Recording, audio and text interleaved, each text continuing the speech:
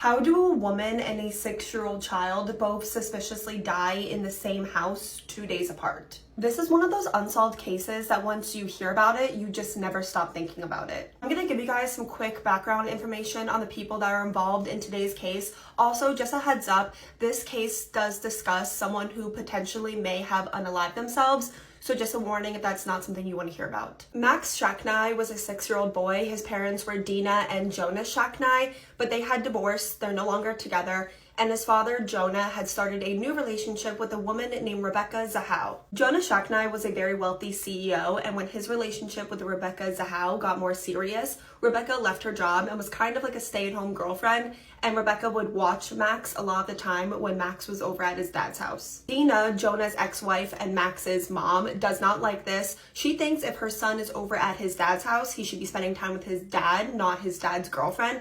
Also, Dina does not like Rebecca. She thinks that she's pretty much a gold digger. So this entire situation is filled with tension from like all sides. Going into July of 2011, Jonah, Max, and Rebecca were staying at Jonah's summer house, but this place was really like a summer mansion. This place was huge. And on this day, Jonah went to the gym, leaving his 6-year-old son in the care of his girlfriend, Rebecca, which he had done so many times before. But this time, it ended in tragedy. Rebecca said that she left the room for 1 minute to use the bathroom, and while she was in the bathroom, she heard a large crashing sound. So she runs out and she finds 6-year-old Max laying at the bottom of the stairs, completely unresponsive. I'm green screening, which I never do, but I think this will be the best way to show you guys what happened. Somehow, Max had gone over this railing, bringing this chandelier down with him. He was found laying, at the bottom of the staircase after going off this railing, and the chandelier was down with him, so he's just laying covered in the glass of the chandelier. How Max happened to go over the side of the railing, bringing the chandelier down with him, has never been explained because no one was around to see it. It's a mystery to this day. Rebecca attempted to give Max CPR as they waited for the ambulance to show up, but Max was in bad shape. He had severe brain damage, and by the time he was in the hospital, he was in a coma. Rebecca could be heard multiple times that day after this happened by multiple people saying, "Dina is going to kill me."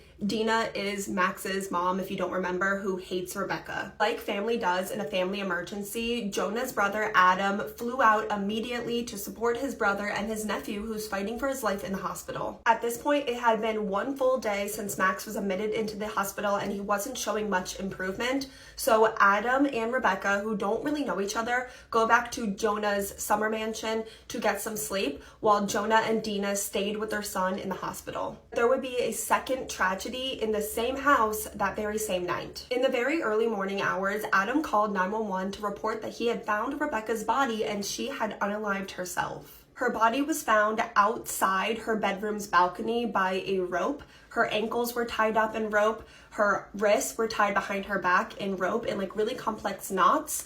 There was a t-shirt wrapped around her head and stuffed into her mouth, and Rebecca was not wearing a single article of clothing. So this is the balcony that Rebecca was found outside of. This is outside of the house, and she's not wearing a single article of clothing. I've never heard of a woman or anyone unaliving themselves this way. Her wrists are tied behind her back. Her ankles are completely bound. This is bizarre, but it just gets weirder. Rebecca had 4 instances of head trauma. There was blood found throughout her room.